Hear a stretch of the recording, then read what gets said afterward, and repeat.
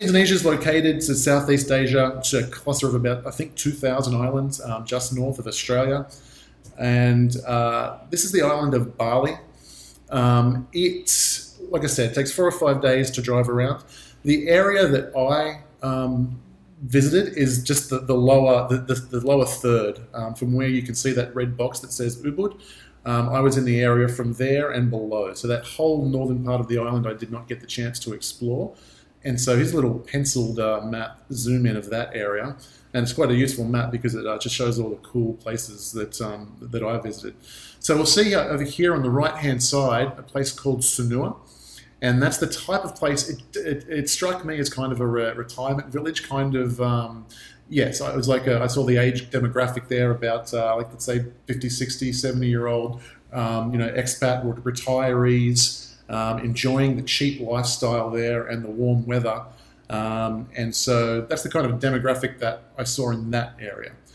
Kuta, so maybe a little bit of history of the island. Here's the airport strip.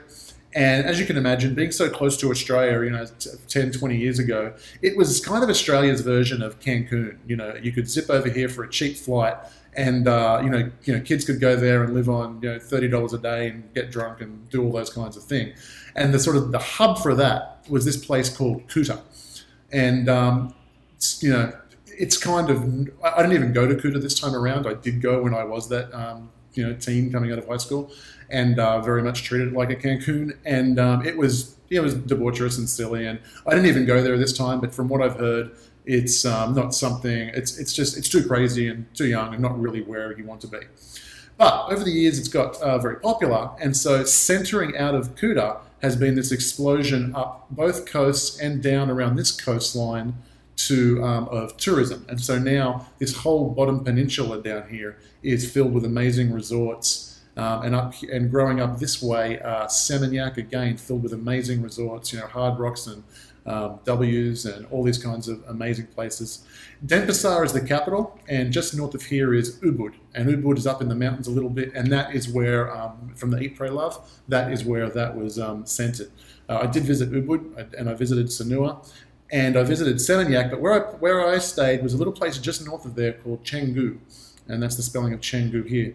Now here's my caveat to experiencing Bali.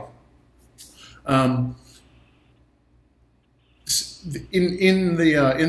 you go to the wrong places, Bali is not enjoyable. It gets very third world. It's extremely claustrophobic. The traffic is horrific, and it's just too hot and too close quarters, and it seems like everyone's on top of you. And the centerpiece of that is Kuta. And as I said, the urban sprawl is going up these coastlines.